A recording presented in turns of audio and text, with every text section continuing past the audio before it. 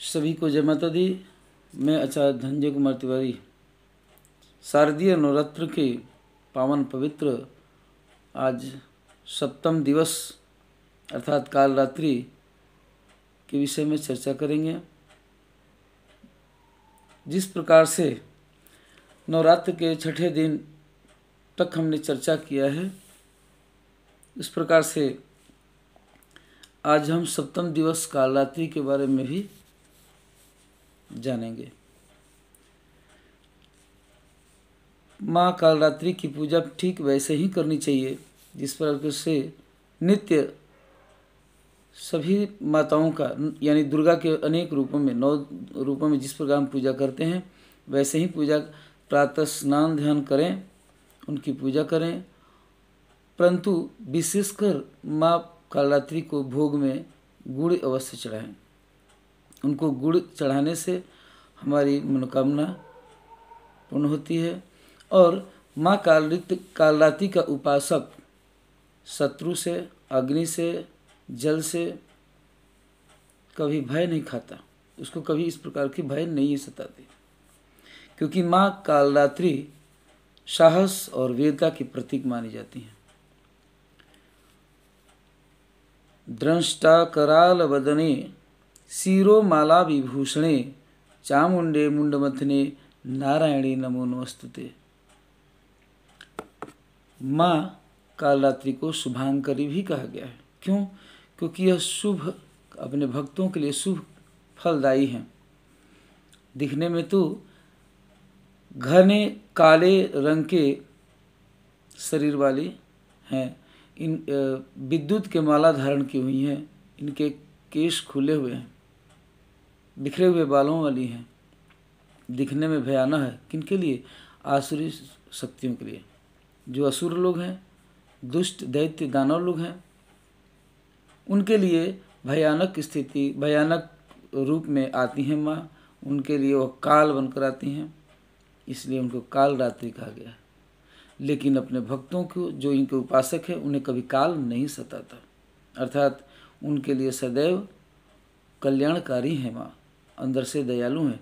जिस प्रकार से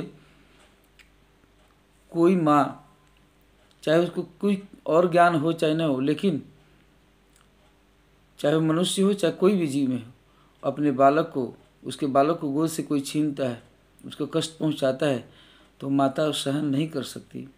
माता उसको रोकती है पागल जैसा होकर। ठीक वैसे ही काल रात्रि माँ हम सभी बालकों को यानी उनके उपासक को स्वयं रक्षा करती हैं, अंदर से उनके दया दृष्टि रखती हैं। यही कारण है कि दुष्टों को किसी न किसी प्रकार से संहार करने में सफल है। जिस प्रकार से इसकी एक रोचक कहानी ही मैं सुनाता हूँ। जब रक्तबीज नामक और शुंभ निशुंभ अत्याचार कर रहे थे धरती और स्वर्गलोक में भी, देवी देवता बहुत दुखी हुए। उन्होंने भगवान शंकर के पास गए, स्तुति करने लगे। उन्होंने कहा कि हे भगवान, इस आसुरी शक्ति का अतताई रक्तबीज और शुंभ निशुंभ का कोई उपाय निकालें, क्योंकि बहुत ज़्यादा अत्याचार कर रहे हैं। शंकर भगवान ने माँ पार्वती को आदेश दिया कि इनके संहार के लिए, तो माँ दुर्गा का रूप धारण किया और दुर्गा रूप धारण करके उन्होंने शुंभ निशुंभ का वध किया। परंतु जब रक्तबीज की बारी आई, रक्तबीज को जब भी मारने की कोशिश किया, माँ दुर्गा ने उनके रक्त के एक एक कण से एक एक शरीर का निर्माण होता गया। और जैसे ही उसको शरीर अलग किया जाता था, एक नया शरीर धारण करके और अत्याचार बढ़ाना शुरू।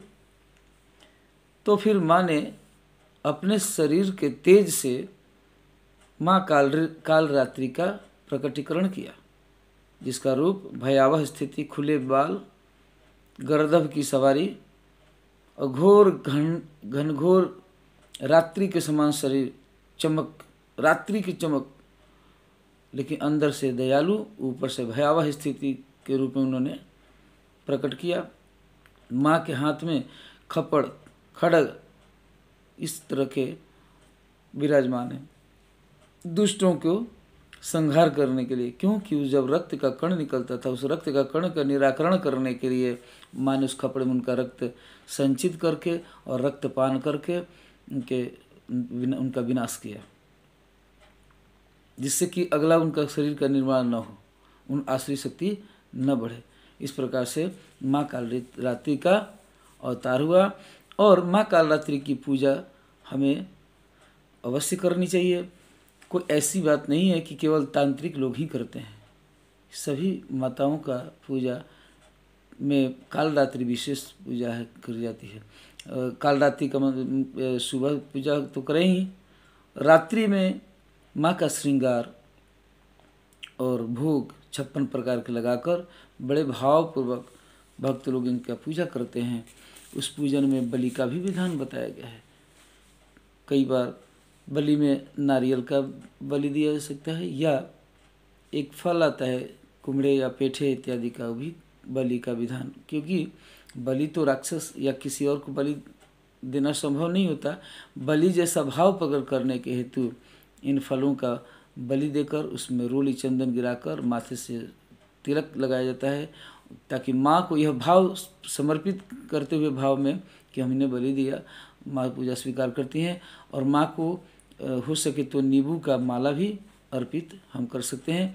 और सामने एक सरसों तेल का दीपक माँ कालरात्रि के लिए दीपक जलाकर हम प्रदर्शित कर सकते हैं, क्योंकि माँ का जो तामसी रूप में आकर असुरी शक्ति का संहार किया, रक्तबीज का रक्तपान किया, इसलिए उनका नाम रक्तपान कालरात्रि पड़ा। गर्दभ की सवारी में उन्होंने प्रकटीकरण किया। माँ कालरात्रि का उसी प्रकार पूजा करें, गुड़ का भोग लगाएं। और हम सभी बालकों की रक्षा करती हैं। जो उपासक माँ कालरात्रि का उपासना करता है उसे कभी शत्रु का, जल का, अग्नि का भय नहीं सताता। इसलिए माँ की पूजा मन से करें, कालरात्रि की विशेष पूजा करें। और आज सप्तम दिवस में सभी को कालरात्रि माँ की उपासना हेतु इस प्रकार से मैं इस भाव से प्रार्थना हम भी करेंगे, आप भी करें कि माँ कालरात्रि जिस प्रकार दुष्टों का संहार किया, उसी प्रकार से हमारे देश और दुनिया में जो फैली हुई बीमारी है, इस महामारी को भी विनाश करें। ओम जयंती मंगला काली भद्रकाली कपालिनी दुर्गे क्षमा शिवा धात्री स्वाहा स्वधा नमस्तुते। कालिका माता की जय। माँ के काली के रूप में जो पूजा किया जाता है वही कालरात्रि हैं। कभी माँ काली, महाकाली, भद्रकाली इत्यादि रूपों में हम मनाते हैं। इसी के साथ सभी को जय माता दी।